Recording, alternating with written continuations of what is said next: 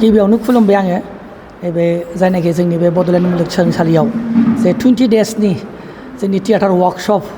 Production बेसनि जायनाखि जागासिनो दङ दा बाहाय सफैनो हानाय मानगोनां रिपर्टार्स बिथांमोनखौ आंनि गोसो गोरबोनिफ्राय आं बरायग्रोनानै लाबाय। आङो बाहाय फैनानै जोबोद गोजोननाय मोन्दों। आङो जोंनि जायनाखि क'क्राझारनि बिखायावनो थानाय लोरगि थियेटार ग्रुप बेनि सासे सोद्रोमा जानानै आंखौ जोंनिनो लोरगि थियेटार ग्रुपनिनो सेक्रेटारि मानगोनां जोंनि सन्जिब कुमार ब्रह्म आदाया आंखौ बिसिम फोरोंथाय होनो थाखाय एसे फेकाल्टि हिसाबै लाबोदों। दा आं बाहाय फोरोंफैनो मोननानै जोबोद गोजोननाय मोन्दों। दा बाहाय आङो गोबां गुबुन गुबुन जोंनि क'क्राझार डिस्ट्रिक्टनि अनगायै गुबुन गुबुन डिस्ट्रिक्टनिफ्रायबो माखासे स्कलार्स बिथांमोनखौ आं लोगो मोन्दों। बिथांमोना जेसेबांनाखि बाहाय सोलोंथाइ लादों गासैबो स्कलारशिप बिथांमोना बाहाय गावनि सोलोंथाइजों लोगोसे जे नैबे जायनाखि जोंनि 20 साननि थाखाय वार्कशप लादों बाहाय जे गावखौनो सम होनो हादों आं बेखौ नुनानै जोबोद गोजोननाय मोन्दों। मानोना जोंहा बे जेनाखि ड्रामा वार्कशप अर्थात थियेटार वार्कशपआ जोंनि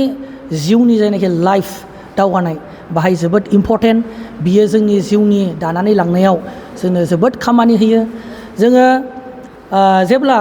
17-18आव जोङो त्रिपुरायाव थांनानै TIE कम्पानि जायनाखि नेसनेल स्कुल अफ ड्रामानि आन्दाराव जों बाहाय जेब्ला 1 इयारनि PG सार्टिफिकेट कर्स लाहैदोंमोन अब्ला जों बाहाय नुनो मोन्दों जोङो 20 सिट्सनि गेजेराव जों सेलेक्ट जानानै जों जेब्ला बोसोरसेनि कर्स लाबाय बाहाय ओरैबायदि माने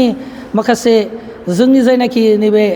जोंनि BTC अर्थात BTRनि एरियायाव जानाखि जोंनो सोलोंथाइ नांगौ थियेटार फारसे बेखौ जों बेयाव थाङोब्ला जों मोनफुंजोबो। आरो बिनि अनगायैबो जोंहा गुबुन गुबुन दा माखासे 1 इयारनि कर्स जायनाखि स्किमावबो दं बानारसआवबो दं NSDनि आन्दारावनो आरो नोंथांमोना निस्सय मिथिखागौ दिल्ली जायनाखि NSD बाय 3 इयार्सनि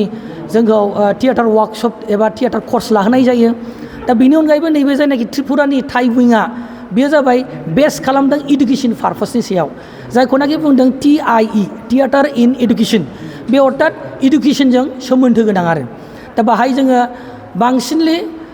एक्सुवेलि नाटक एबा जोङो थुनफावथाय खालामनाय बेजों लोगोसे जोंखौ एस ए टिचार एबा फोरोंगिरि जानो थाखाय बांसिन फोरोंहरनाय जायो आरो जे जोङो एस ए ड्रामा टिचार जानानै जोङो गथ'फोरजों माबायदि जों फेस खालामहैनांगौ आरो जोङो जोंनि जायनाखि माखासे कलेजफोर प्रफेसनेल कलेज एक्सुवेलि बे BEd कलेज डाइट कलेज बेफोराव जे सासे टिचार जानोब्ला बै गथ'फोरजों माबायदि फेस खालामनांगौ बेफोरनि सायाव जोंनो फोरोंथाय हरनाय जायो। आरो बाहाय जोङो माखासे BEdनि कर्स DLEdनि कर्स बेफोरखौबो जों मोनबोजोबो। दा बाहाय गोबां बिथिंनि सायाव फोरोंथाय होनाय जायो बाहाय आरो गुबुन गुबुन टिचारफोरबो फैयो गुबुन गुबुन हादरनि टिचारफोर फैनानै जोंखौ सोलोंथाइ लाहोफैयो आरो बेहाय थांनानै जुदि सोलोंथाइ लाहैनो हायोबा जोबोद मोजां। आं बेखौ खावलायगोन बे निउस मिडियानि गेजेरजों दा आं नैबे बड'लेण्ड इउनिभारसिटियाव फैनानै जायनाखि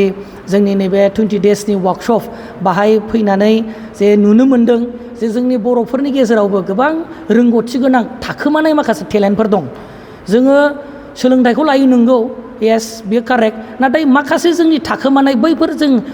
मोननो हाथावै बेखौ जोङो नैबे थ्रु दा वार्कशप थियेटारनि गेजेरजों मोनजोबनो हायो आरो दा बेखौ आङो बिथांमोननिफ्राय नुनो मोन्दों। जोंथ' ओरैनो जेनेरेलि उन्दै उन्दै गथ'साफोरनिफ्रायथ' जों नुनो मोनखायोखा जों बेखौ वार्कशपबो खालामबाय मिथिबायबो नाथाय नैबे फार्स्ट टाइम आंनि लाइफआव स्कलारफोरजों जे सार मेडाममोनजों आङो वार्कशप खालामनानै जोबोद गोजोननाय मोन्दों आरो बिथांमोननि टेलेन्टफोरखौ नुनानै आं जोबोद गोजोननाय मोन्दों। निस्सय बिथांमोना फैगौ प्रडाक्सननि थाखाय जोबोद मोजां मोनसे थुनफावथायखौ दिन्थिफुंनो हागोन आंहा बेखौ आसा दं आरो दा जोंनि जा थांखिमोन बे 20 साननि प्रडाक्सन ओरिएन्टेड थियेटार वार्कशप दा बेवहाय जोंनि जा थांखि बेखौ जों जाफुंगोन बायदिखौनो मोन्दों। मानो होनोब्ला जों सानाखैमोन गुबुन गुबुन जिल्लानि बाहागो लागिरि बिथांमोना जोंनिसिम सौफैगोन होनना। दा जों नुदों CITनि मेडाम माखासे दङ बिनिफ्राय बेबायदिनो गुबुन गुबुन जिल्ला क'क्राझारल' नङा क'क्राझारनि बायजो जिल्लानि माखासे बाहागो लागिरि बिथांमोनहाबो जोंनि गेजेराव दिनै बाहागो लाफैदों। दा जोङो जोंनि बे थांखिया जाफुंगोन होननानै जोंहा माने फुरा 100% माने मिजिं दङ आरो जोंनि जा थांखिमोन बेयो जाहैदों माने जोंनि समाजनि जाखांफुनाय लाइमोनफोरनि गेजेराव लिरनाय फरायनायजों लोगोसे स्किल डेभेलपमेन्ट खालामनाय आरो बे स्किल डेभेलपमेन्टआ जोङो दा नैबे मावबादानि गेजेरजों जोङो फावथायखौनो थांखिदों जा फावथायावहाय माने जोंनि बर' थुनलाइखौ नोजोर बोयोब्ला माने फावथायाव एसे उन जानानै दं बायदि जोङो नुयो फावथाय लिरगिरिया जोबोद खम दा बे बिथिङाव माने जोङो एसे सांग्रांथि लाबोनो होननानै सानदों लोगोसे जोङो फावथायनि गेजेरजों मेन्टेल फिजिकेल बिनिफ्राय कमिउनिकेटिभ स्किला डेभेलप जायो होननानै जों मिन्थिदों फिजिकेल एक्सारसाइसबो जायो दा बे बिथिङाव नोंथांमोनहा बाहागो लागिरिफोरनिफ्रायबो गोबां माने गावसिनि दाजाबथायारि बिबुंथिखौ मोननो हागोन सोङोब्ला माने मैयानिफ्राय लानानै दिनैसिमाव माने मैया जाय बाहागो लागिरिफोरा एसे हेजिटेसन दंमोन एसे गोनो गोथो दंमोन लाजिनाय दंमोन दिनै जों नुदों बिथांमोनहा फुरा गेवलांसारनानै माने गावसिनि पारफरमेन्सखौ होसिनदों दा बे बिथिङाव दिनै साननैल'सो जादों फैबाय थानाय 20 सानसिमावहाय फुरा बिसोरनि स्किल डेभेलपमेन्ट जागोन बेहा माने जोङो बेखौ बुंनो हायो बेनिफ्राय लास्ट डेआव बियो 11 मेआव जाहैगोन बेवहाय जोङो माने थियेटार पारफरमेन्स होगोन लास्ट डे खालि जौसाङाव जोङो दिन्थिफुंगोन बेखौ फुरा मोनसे माबाजों मा होननानै आबुं फावथाय महरै बे सोलोंथाइजों लोगोसे थुनफावथायाबो खोब गोनांथार होननानै नोंथाङा सानो सोलोंथाइजों लोगोसे थुनफावथायल' नङा मोनफ्रोमबो दिगानो माने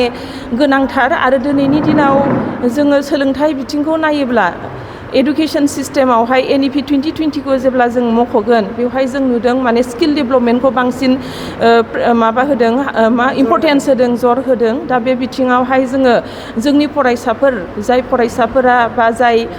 समाजनि सुबुंफोरा लाइमोनफोरा बांसिनानो लाइमोन सानैसोल' एसे जेनेबा संसाराव हाबनाय सुबुंफ्राबो बाहागो लाफैदों बिथांमोनहा माने हारिमुनि फारसे जोबोद अनसायग्रा हारिमु मोजां मोनग्रा दा बिथांमोनहा जेनेबा नैबे वार्कशपनि गेजेरजों गावसिनि स्किलखौ डेभेलप खालामनो हागोन होननानै आं सानो थुनफावथायजों लोगोसे माने गाव गावनि कनफिडेन्स गाव गावनि रोंगौथिखौबो बिथांमोनहा बायजोआव लाबोनो हागोन